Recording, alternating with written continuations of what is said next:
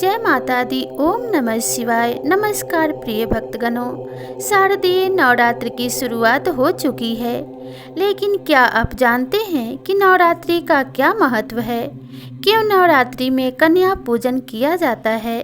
इनमें व्रत क्यों रखा जाता है? आज हम आपको इस वीडियो में बताने जा रहे हैं कि नवरात्रि व्रत क्यों रखा जाता है और कन्या पूजन करने से हमें किस फल की प्राप्ति होती है। साथ ही हम आपको यह जानकारी भी देंगे कि अगर आप नवरात्रि का व्रत नहीं रख सकते तो बिना व्रत रखे आपके 9 दिनों का पूरा फल कैसे प्राप्त हो। बिना पूजा किए भी आप माता रानी को प्रसन्न कर सकते हैं एवं माता रानी के आशीर्वाद से सुख सौभाग्य की प्राप्ति कर सकते हैं। तो चलिए जानते हैं कि नवरात्रि में व्रत क्यों रखा जाता है।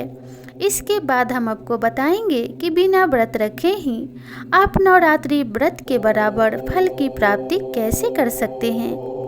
सनातन धर्म में 9 देवी हैं और 9 ही नवरात्रि हैं। नवरात्रि में हर दिन एक देवी माँ की पूजा की जाती है। इसके साथ ही माना जाता है कि 9 दिनों में कम खाने से स्वास्थ्य को लाभ मिलता है, इसलिए इन 9 दिनों में व्रत रखा जाता है। इसके साथ ही व्रत से शरीर का संतुलन भी सही रहता है। माता रानी के नवरात्रि के व्रत के दौरान कन्या पूजन किया जाता है। कन्या सदैव पूजनीय होती है। यह केवल नवरात्रि में ही नहीं, कन्या को हमेशा ही लक्ष्मी और दुर्गा का स्वरूप माना जाता है और ऐसा माना जाता है कि कन्याओं में माता रानी निवास करती हैं, इसलिए हमेशा ही कन्या को पूजनीय माना जाता है। शास्त्रों के अनुसार हर बेटी में देवी का वास होता है और हर बेटी को घर में देवी के रूप में देखना चाहिए।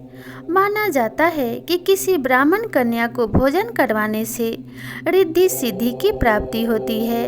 वही ताकत की प्राप्ति के लिए क्षत्रिय कन्या एवं समस्त दूषित पापों को खत्म करने के लिए शूद्र कन्याओं को भोजन करवाना अच्छा बताया गया है। इसके साथ ही 9 कन्याओं को 9 देवियों के रूप में पूजन के बाद भक्त अपना व्रत पूरा करते हैं। नवरात्रि व्रत के दौरान अच्छी साधना करने वाले लोग लौंग के जोड़े से व्रत रहते हैं। हवन करके लौंग के जोड़े को चढ़ाएं। 24 घंटे में पानी के साथ लौंग को और दिन में एक बार फल का सेवन करें। यही सबसे बड़ी साधना मानी गई है और इसी प्रकार से माता रानी की पूजा करने से माता रानी प्रसन्न होती हैं।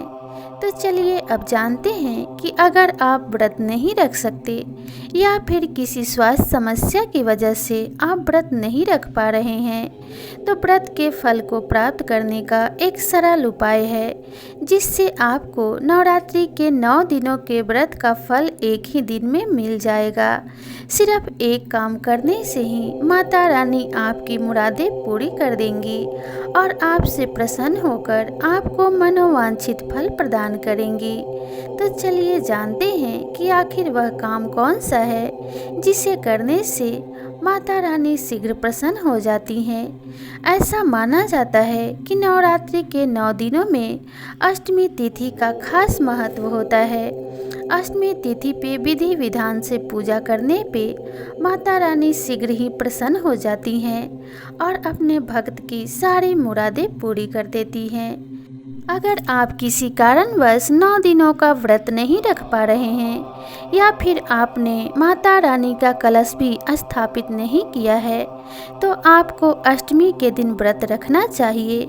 पूरी श्रद्धा भाव से अष्टमी के दिन व्रत रखने से आपसे माता रानी प्रसन्न होती हैं और 9 दिनों के व्रत के बराबर आपको फलों की प्राप्ति होती है और आपकी सभी मनोकामनाएं माता रानी पूरी करती हैं।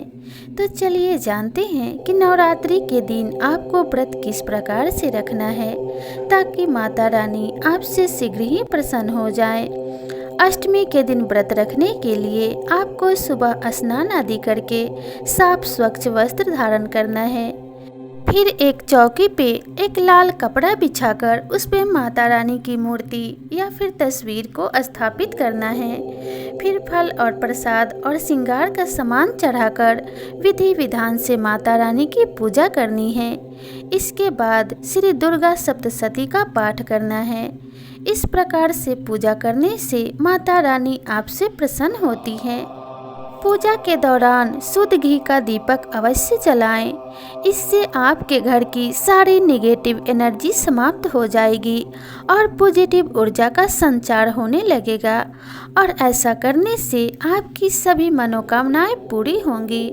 अष्टमी तिथि को शीघ्र फल देने वाला तिथि माना जाता है और माता रानी इस दिन विशेषकर अपने भक्तों और श्रद्धालुओं पर कृपा बरसाती हैं। तो अष्टमी तिथि के दिन आप यह व्रत अवश्य करें। अगर आप अष्टमी के दिन भी व्रत नहीं रख सकते तो सिर्फ दुर्गा सप्तशती के पाठ करने से और माता रानी के मंत्रों के जाप करने से भी आप माता रानी का आशीर्वाद प्राप्त कर सकते हैं और आपकी झोली खुशियों से भर जाएंगी। माता रानी अपने भक्तों की श्रद्धा की भूखी होती हैं। अगर आपने व्रत नहीं किया तो मन में कोई भी क्षोभ या ग्लानि मत रखिए। आप माता रानी की पूरी श्रद्धा से मंत्र जाप एवं दुर्गा सप्तशती का पाठ कीजिए। सिर्फ इसी एक उपाय से माता रानी शीघ्र प्रसन्न हो जाएंगी और आपके सारे कष्टों को हर लेंगी। तो अब नवरात्रि में यह उपाय करके अपने जीवन को सुखमय बनाइए। दुर्गा सप्तशती के पाठ के साथ ही अष्टमी तिथि के दिन दुर्गा सप्तशती में वर्णित सिद्ध कुंजिका स्तोत्र का पाठ भी आपको अवश्य करना चाहिए। ऐसा माना जाता है कि इस पाठ को करने से साधक को सिद्धि की प्राप्ति होती है और माता रानी उससे तुरंत ही प्रसन्न हो जाती हैं और उसे करने वाले को मनोवांछित फल प्रदान करती हैं। इन सभी उपायों में से अगर कोई एक उपाय भी आप कर लेते हैं तो आपको नवरात्रि के 9 दिनों के व्रत का फल प्राप्त हो जाएगा। अगर आप इतना भी नहीं कर सकते तो नवरात्रि के दौरान अपने घर में गुड़हल का एक पौधा ज़रूर लाएं। ऐसा माना जाता है कि गुड़हल के पौधे में माता रानी का वास होता है और गुड़हल का फूल माता रानी को विशेष प्रिय होता है। अगर आप नवरात्रि के दौरान गुड़हल का पौधा खरीद कर लाते हैं और उसे अपने घर में लगाते हैं तो माता रानी स्वतः ही खिंची आपके घर तक चली आती हैं और वे आपको आशीर्वाद प्रदान करती हैं। इसके साथ ही कुछ ऐसे पौधे भी हैं जिन्हें नवरात्रि के दौरान अपने घर में लगाना बेहद शुभ माना गया है, जैसे कि तुलसी का पौधा। नवरात्रि व्रत के दौरान अगर आप तुलसी का पौधा अपने घर में लेके आते हैं तो माता लक्ष्मी का अस्थायी वास आपके घर में हो जाता है और माता लक्ष्मी आपसे बेहद प्रसन्न होती हैं। इसलिए नवरात्रि व्रत के दौरान तुलसी का पौधा अपने घर में ज़रूर लगाएं। इसके साथ ही सदाबहार का पौधा भी आपको अपने घर में लगाना चाहिए। सदाबहार एक ऐसा फूल है जिस पे पूरे वर्ष भर फूल आते रहते हैं और यह पौधा हमेशा हरा भरा रहता है। यह खुशहाली और हरियाली का प्रतीक है, इसलिए इसे नवरात्रि व्रत के दौरान किसी मंदिर, किसी बागीचा या गार्डन में भी आप इसे लगा सकते हैं। अगर कहीं नहीं लगा सकते तो इसे अपने घर पे अवश्य लगाएं। ऐसा करने से आपको सुख समृद्धि की प्राप्ति होगी एवं माता रानी आपसे प्रसन्न हो जाएंगी। इन सभी उपायों में से कोई एक उपाय भी अगर आप कर लेते हैं तो आपका जीवन सुखमय बन जाएगा और माता रानी आपकी झोली खुशियों से भर देंगी। तो यह नवरात्रि आपके लिए विशेष मंगलकारी हो, इसी कामना के साथ आपसे विदा लेते हैं। मिलते हैं अगले वीडियो में नई जानकारी के साथ। तब तक के लिए जय माता दी।